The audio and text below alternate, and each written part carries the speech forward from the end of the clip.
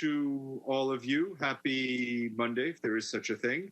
And a gentle reminder to mute your microphones until you are called upon. After we are done, Melissa Fleming, the Undersecretary General for Global Communications, will join us. She will brief you on an initiative that we will be launching on June 30th. It's a new initiative called Pause to help stop the spread of misinformation online, and she will give you all the fun details.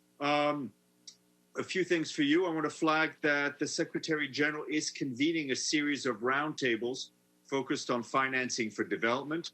The first of these roundtables will be this Wednesday with renowned women economists, policy leaders, and academics. They will share their insights and knowledge about what we can do to recover better and get on track to reach the Sustainable Development Goals. This is following on from the high-level event on financing for development in the COVID-19 era and beyond, which, as you will recall, was recently co-hosted by the Secretary General as well as the Prime Ministers of Jamaica and Canada. The roundtables will continue the discussions on debt, external finance, international trade, and the need to engage new and diverse perspectives to rethink old models and to recover from the pandemic stronger than before. Quick update on Yemen. Our friend Martin Griffiths, the UN Special Envoy for Yemen, arrived in Riyadh, Saudi Arabia today. He's expected to have meetings in the next few hours with officials from the government of Yemen and the Kingdom of Saudi Arabia.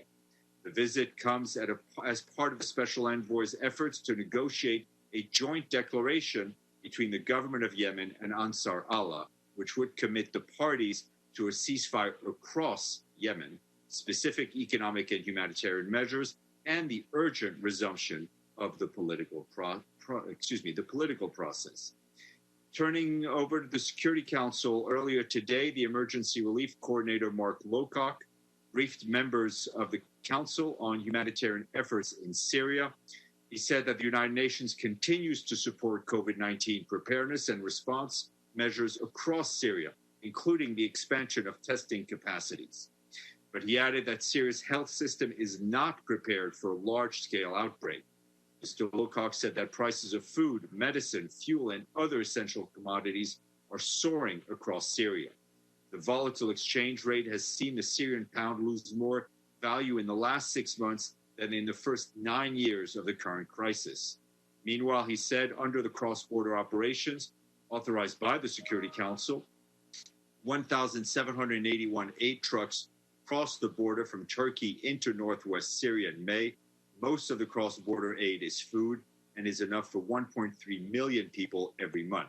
Still, he added, more and more children and infants are arriving in nutrition centers showing signs of chronic and acute malnutrition. Mr. Lowcock warned that a failure to extend the cross-border authorization would sever the UN operations currently underway. It would also end the UN food deliveries and support to nutrition centers and cause suffering and death. This afternoon, Rosemary DiCarlo, the head of the Political and Peacebuilding Department, is expected to brief the Council on Peace and Security in Africa. Council members are also expected to renew the mandate of the UN Peacekeeping mission in Mali for another year. Turning to COVID, in a video message we issued over the weekend for the global goal Unite for Our Future campaign, the Secretary General said the COVID-19 pandemic is a quintessential global challenge affecting every person, every economy, and every corner of the globe. He said that the UN is mobilizing to save lives, ease suffering, and recover better, with a special focus on the world's most vulnerable people and countries. More than ever, the Secretary General said we need the World Health Organization, global unity, and partnership to ensure that the new COVID-19 diagnostics, therapeutics, and the people's vaccine are safe, effective, and affordable. The full message is on our website. And want to take a quick look at what we're doing in the field on preventing a further outbreak of COVID and its impact. Our friends at the UN Peacekeeping Mission in Lebanon are assisting host communities in the south of Lebanon with donations of personal protective equipment and swab testing machines to carry out these tests. They have also supported the work of the Red Cross to establish 2 triage centers in the Tyre district in southwestern Lebanon. Separately, in the southeastern village of Achich al-Qusar, UNIFIL peacekeepers donated critical medical supplies to the local dispensary and gave out personal protective equipment and sanitary supplies. Meanwhile, our colleagues in the peacekeeping mission in South Sudan are distributing about 400 solar-powered radios in eastern Equatorial State. The radios will be used to combat misinformation and increase COVID-19 awareness, particularly in remote areas. And in Mali, the mission there is providing protection kits to the cooperative of road transporters, as well as members of civil society organizations located in Mopti in central Mali. From Somalia, the head of the UN mission visited the country's national public health labs today, commending Somalia's advances in diagnostics testing for COVID-19. The Secretary General Special Representative, James Swan, stressed that how critical the testing is in adding that progress is scaling up Somalia's capacity to confront the pandemic, demonstrates what can be achieved when national and international experts work hand in hand. And just a quick note on our efforts to address the virus in Timor-Leste. There are 24 people who had been confirmed positive and now fully recovered.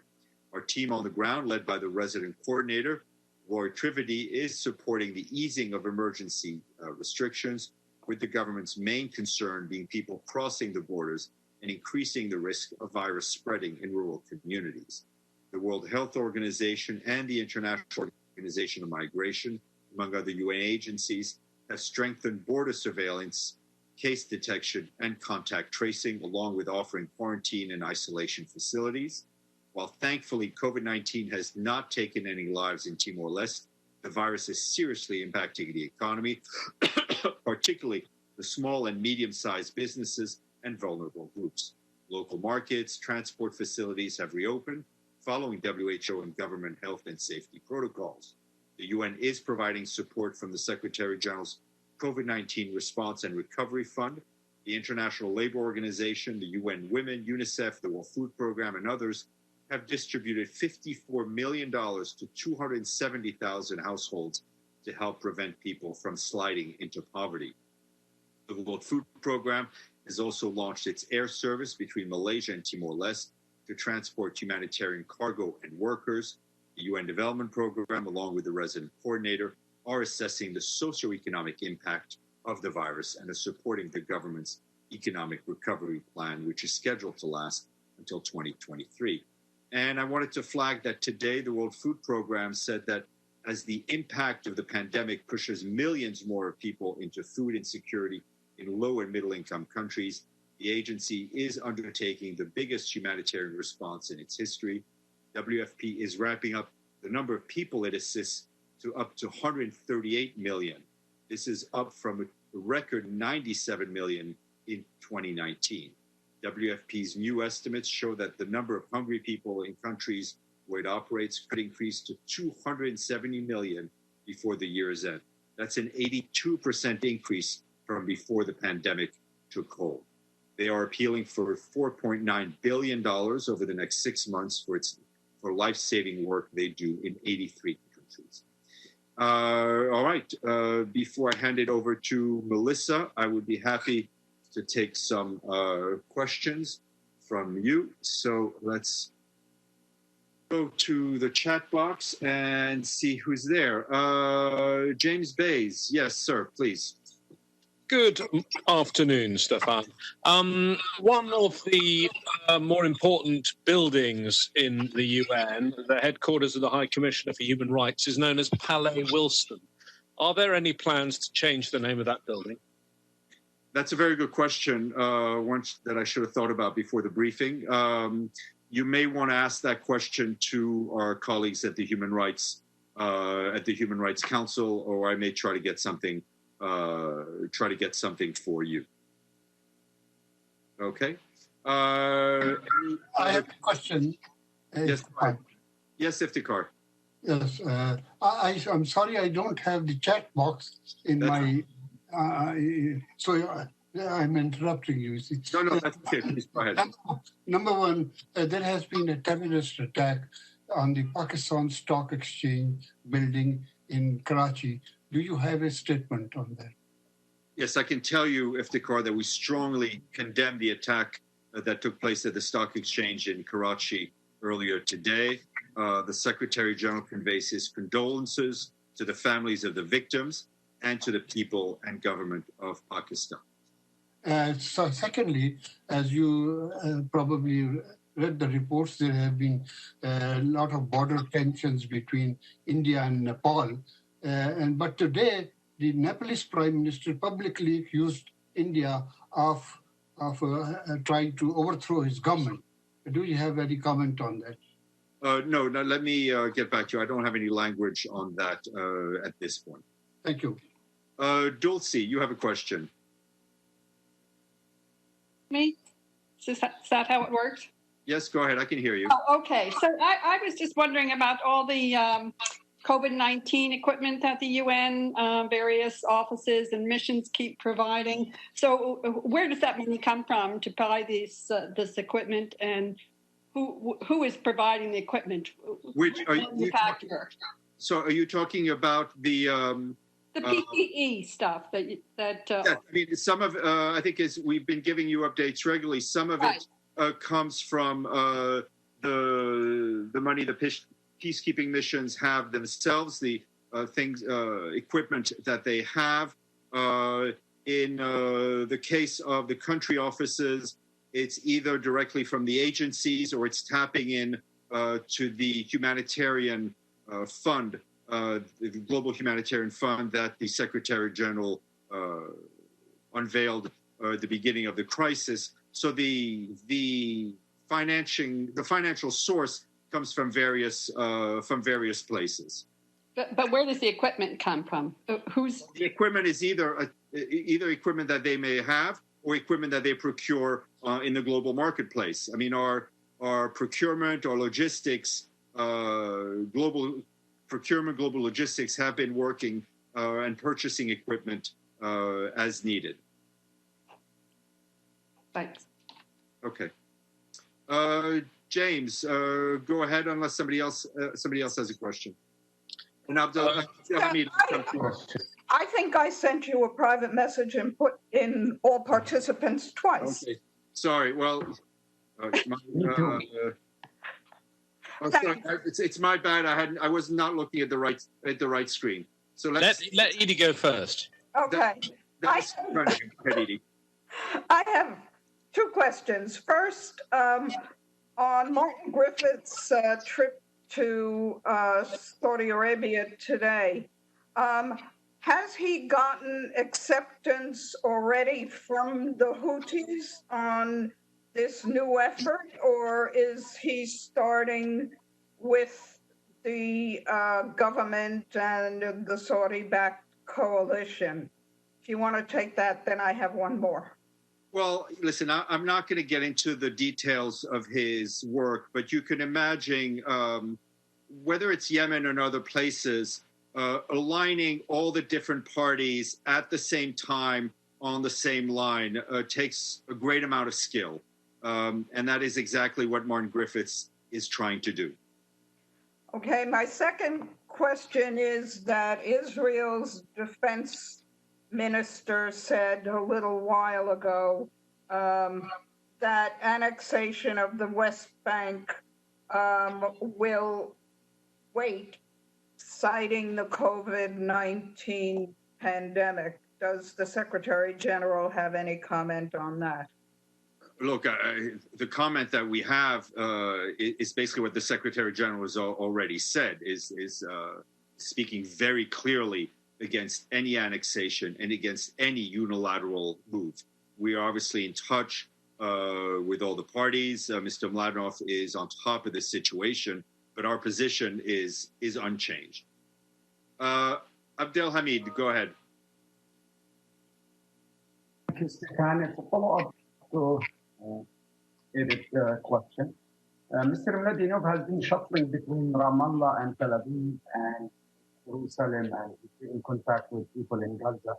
So can you update us on his activities, what he's trying to achieve at this very last moment before the annexation supposedly to start on July 5th? anything we could do to avoid the annexation obviously would be a positive step. He is also clearly working, as he said, and as the Secretary General said, on moving in the right direction, which we'd hope would also involve a meeting of the quartet with including the obviously the two parties, but also the neighboring countries. I have another question, Stéphane, on Myanmar. There is a statement issued by Refugees International today, very chilling, about new expulsion and about new atrocities committed against the Muslims in Rakhine State. Do you have any update on that situation? No, I haven't seen that particular statement. I think we have, whether it's the Secretary General or the various components of the UN system, has spoken out very clearly against the acts of which the Rohingyas in Rakhine states have been victims. The Muslim population in that state has been a victim of, and also calling for accountability. Before I turn to a question, I had also been asked before about a reaction of the Secretary General to the meeting on the Renaissance Dam over the weekend. And I can tell you that the Secretary General welcomes the outcome of the extraordinary AU Bureau meeting over the weekend on the Grand Ethiopian Renaissance Dam, and the commitment of Egypt, Ethiopia, and Sudan to continue negotiations for an agreement.